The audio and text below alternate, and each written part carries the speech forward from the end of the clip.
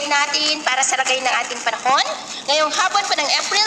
8, 2025. Sa ngayon po ay nananatili na walang anumang banta ng sama ng panahon sa loob at labas ng ating area of responsibility. Ang kumpol po ng kulaban na nandito ay epekto po yan ng Intertropical Convergence Zone, pero malayo po yan, hindi nag-i-extend dito sa ating kalupaan. Easterlies ngayon o mainit na hangin mula sa Pacific Ocean ang umiihip ngayon dito sa ating bansa, lalo na sa silangan. At sa ating long range forecast, consistent pa rin naman po na walang bagyo na namamataan na tatawid po sa ating kalupaan for the next 2 weeks. At sa lagay ng ating panahon, ngayong hapon ay maayos naman ang panahon sa malaking bahagi ng bansa, maliban lamang sa mga tsansa ng cloudy skies with isolated rain sa ilang bahagi ng La Union, Cordillera, Cagayan Valley, Mindoro Provinces, Palawan, Panay Island, Negros, Cebu, Bohol, Leyte, Samar Provinces, New Archipelago, Zamboanga Peninsula, Northern Mindanao, ilang bahagi ng Caraga at Davao Region. At mamayang gabi may tsansa pa rin ng mga isolated rains sa ilang bahagi ng Cagayan, Isabela, La Union, Mindoro Provinces, Palawan, Estancia, Negros, Central Visayas, ilang bahagi ng Eastern Visayas, Zamboanga Peninsula, Northern Mindanao, Davao at Sorsogon,